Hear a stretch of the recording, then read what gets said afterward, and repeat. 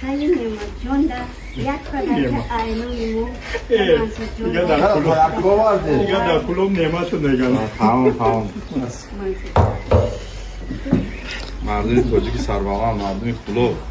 باید دیگه ایمومه علیون که تو سلام که شما در بوی گاری ایمو مومای علیون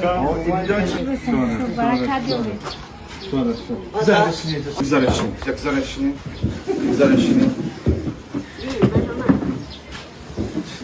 خشوماده مومای دیمش خشوماده یک دو برای مردم کلوبا یک دو که امروز اضافت طبیعی ضرر داره تو کنه بوی بدولت تو کنه پروردگار افقات نکنه تو تک کنه بلند کنه پروردگاری من دوی مختار الله اکبر برادرو السلام علیکم پاکیزکوی سایت ما خاکه منصور شما دی اکا رو کی اکا قدر که شهر شنبه شهر کلوب ما امروز در کورو خیر اوج علاقه هم نه چوسه وجود نیست که گمو اکا را معرفی کنیم کم تنهایی بود شما اکا بخا سلام علیکم امسیفوی اپای دی ها اپای دی اکا بخیر دون چی گفتن این خیلی مثلا اکا منصور رو که بو کالونتر خیر بو کالونو رو ارماد میکنیم مو چی بگیم امی کوری مو سرشیدنش سبب منصور جان شده زنده باشه سببی امی کوری مو منصور جان شده ما اگر میرفتم امی را دا گفتی گپوی اگر روبا ما تلا میکنم قطعی امی سه کانتیرک میرفتیم تاری شوخی کده و چی نکی اکای منصور بروما که بختیار جان ما امروز ترا میدونیم میشناسیم فهمیدیم که ما کوشش میکنیم ایده سیتامی کور میا که بتونی بازینوی بالا برا یکی ما را نگاه کچی که خدا برکت ده منصور جان دینی باید سبب اکا منصور جان چی گفتن برای پاکیزکوی که ما را در سایت دوستا خیلی امروز که مردم کلوب میده در شهر کلوب چی شده دیگه دوستا آمد میدونه اضافت طبیعی سیل مردم ضرر دیگه دوستا همش با صبر انشالله خوب میشه و همه وقت در کارهای خیر سمجاری کنیم به طرف نباشین در این دنیا هم چی میمونه دوستا هزار رحمت هر کشور که سمجاری میکنیم اینا برادران خیلی خوش حاضر اینا که منصور جان چه خیلی گفته بود در سایت خودش بلاو نشنامه برویا این از ما اینترنت خونه شهر کلوب نه مثلا برادران که پاتسانکور هم مثلا روز خمو میبریم که میخرانه از تنیش هم میگیریم سبوگیرک داور نفرو دیگه نشا مثلا برادرای عزیز همین وفات تجربه میریم کاتیا که منصور از بخشون با تقسیم کنیم گفت که کی در کورو خیش سمجو باشه علامت دیگه اون میشه احمد مینادور پاکیزکوی زنده که ما دانغرا بریم خیر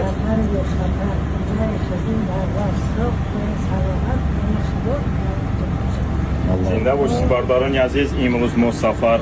و دانغرا امروز روز کودکان مای بومدن دعوت کردن میرویم چیزی خواستن تو کانسانر تمام چیز گرفتیم یا جان تشکر برای دستگیری زنده و سربلند باشید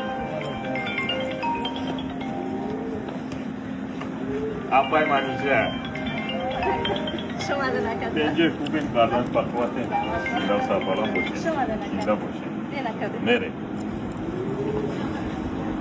برداران عزیز خیلی که اپای منیجه جام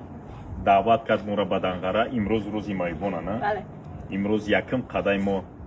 سنی دانغرا بود ما اومدیم باید نیت پاک اومدیم زنده و سربلند باشیم برای دستگیری ما دستی خالی نیومدیم چیزی خواست تندری کلوبی یک کانسانر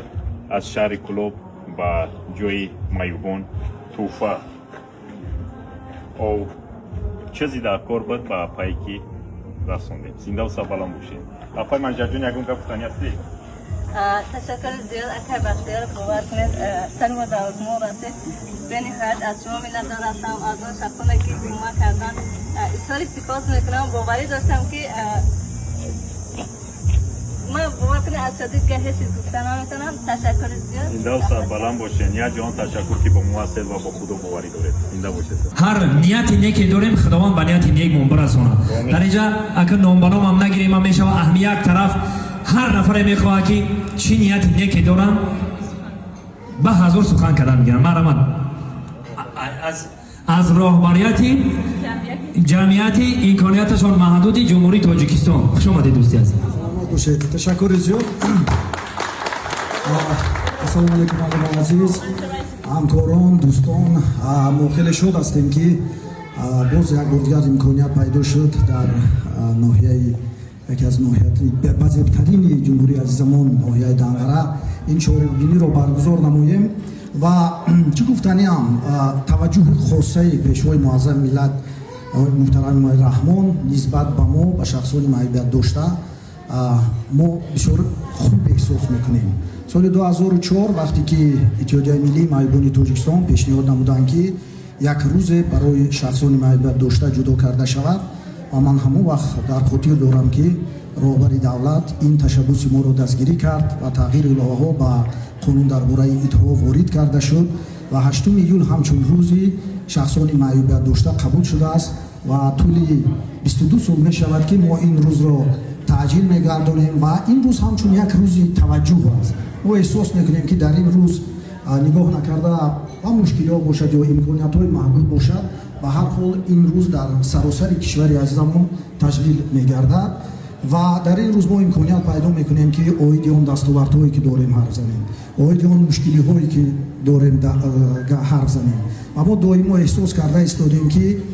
حکومت جمهوری تاجیکستان و عموما جامعه ما رو میشنود و کوشش به خیر میدهد که در یک جایگی اون مشکلی هایی که هستند قدم به قدم حل کنیم. یک بار به خاطر بیاریم که 10 سال 15 سال ما در کدام وضعیت بودیم و در کدام حالت بودیم. همه ساله در